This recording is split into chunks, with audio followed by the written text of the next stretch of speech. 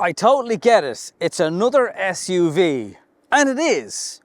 But look at it. This is the new Cupra Terramar.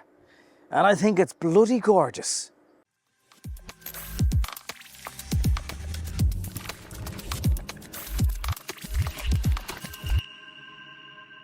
For the last few years, Cupra, not just in Ireland, across Europe, have been doing some underground things, sponsoring music events, doing DJ collaborations, doing lifestyle stuff, sponsoring the America's race in Spain.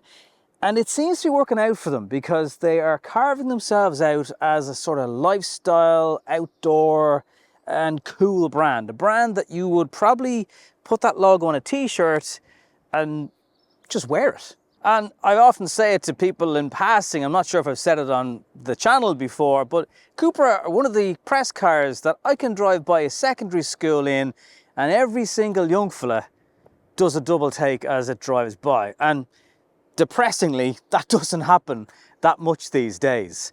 So there's something there. Not to mention, it has been one of the strongest performing brands under the Volkswagen Group over the last few years.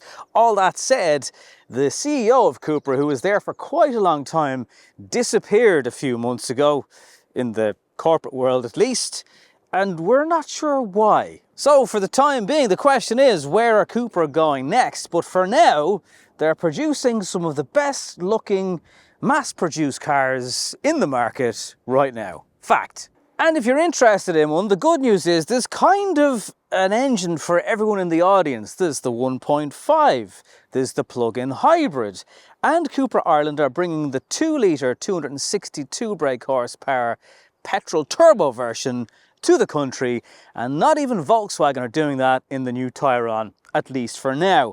Obviously, if this was in a different country, you'd probably be getting a 300 plus brake horsepower version of this car as well, similar to what we've seen in the Golf R, but the emissions just don't work. So this is the plug-in hybrid. It's 272 brake horsepower, loads and loads of power. There's only one thing really that I dislike about this car, and I'll tell you what it is when we're driving, because that's when I have the issue. The charging port up here at the front, easier to get in and out of chargers. And you might wonder, well, does it really matter? Well, yes, because this plug-in hybrid can do 50 kilowatt DC charging. If you want to do the faster public stuff, plug it in at home is the most affordable way to do it.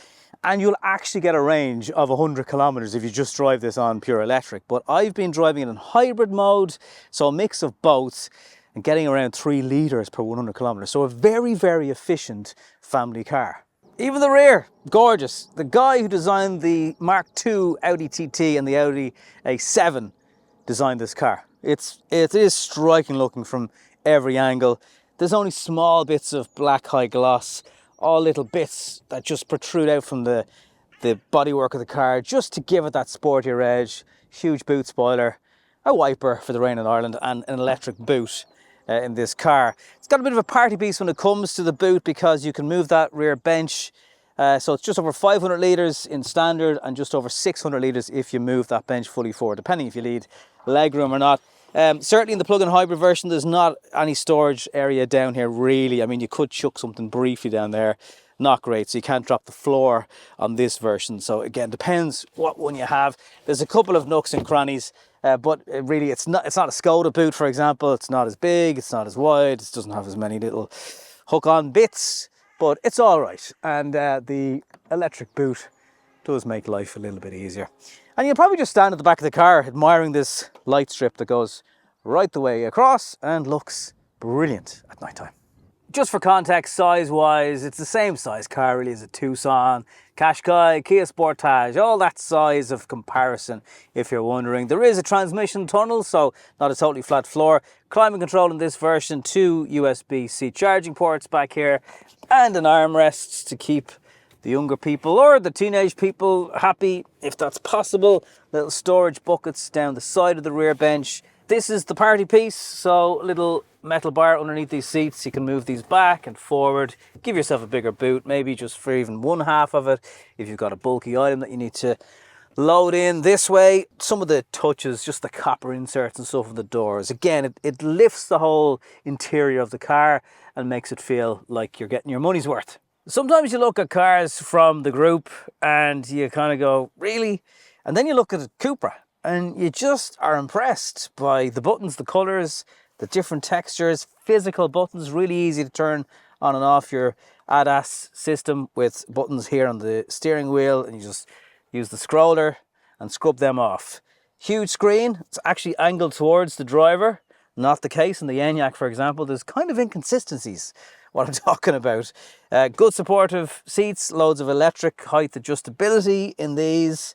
This little spine, not quite as intrusive as the Tavascan, but still has that kind of like the skin of a fish going on throughout the cabin. Lots of easy stuff to use in the screen itself. You got the reversing camera. Stick it into hybrid mode when you power it up, and as I mentioned, you'll get the best probably of both worlds, unless you're going to be able to charge it every day, and then just leave it in electric mode, I suppose. Good colourful graphics up here.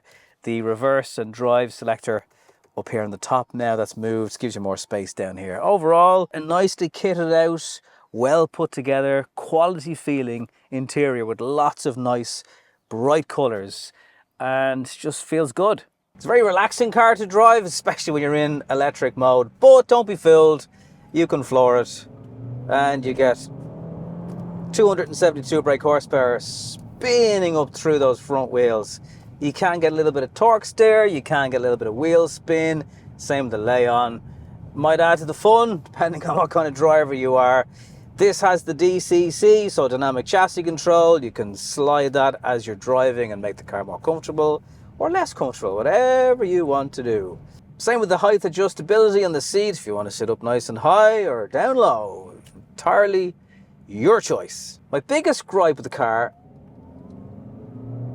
is that to go from electric mode to the engine mode, there's hesitation, it's not the smoothest. Do you know what? It has a similar kind of weird setup with the brake pedal. It's not that it feels spongy, that's not really the issue, but it can be a little bit hard at times to judge how much pressure do you need to give the brake pedal.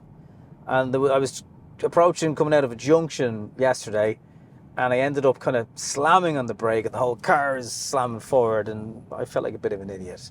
I didn't really feel like it was my fault, but it was maybe just misjudging the pedal.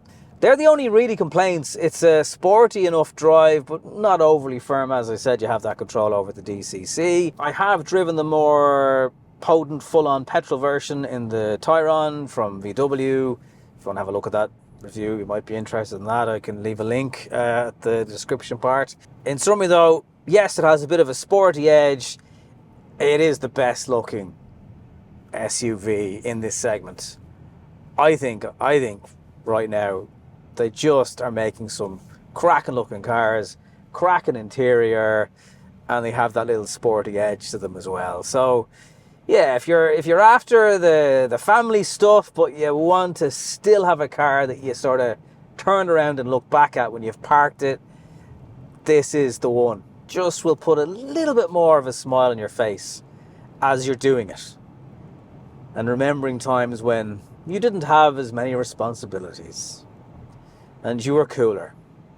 This car might make you 2% cooler. Maybe. For those of you into making noises, there's that. Like, pay attention to the road. I'm looking at the road. I'm on camera looking at the road.